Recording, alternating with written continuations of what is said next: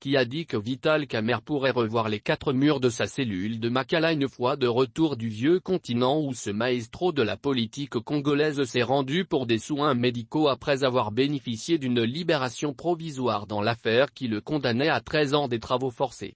Illusion. La nouvelle est tombée comme une traînée de poudre, la Cour de cassation a cassé l'arrêt de la Cour d'appel. Le jugement est donc à reprendre à zéro. C'est le côté droit de ce procès qui a fait couler tant d'eau sous le pont. Kamerhe et Seko accusés pour détournement des fonds alloués au programme des 100 premiers jours du président Tshisekedi ont toujours clamé leur innocence.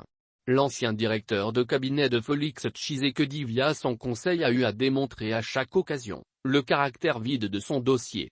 La bataille a donc été rude du premier degré à l'arrêt de la Cour de cassation. Seulement de l'avis des observateurs, la politique est venue en aide à celui que l'on appelle affectueusement, le pacificateur jusqu'au bout. Pour ce faire, l'on se rappellera que lors d'une interview, le président Tshisekedi évoquait déjà la libération future de son principal allié politique en reconnaissant que V. Kamerhe est un homme honnête. Plus tard s'en est suivi la liberté provisoire. Puis l'autorisation de sortie pour des soins médicaux et enfin, la décision de la Cour de cassation. Ce processus n'exige aucune lunette astronomique pour lire les événements. Tout transparaît comme de l'eau de la source. Kamerhe vient de franchir une étape importante de sa libération totale.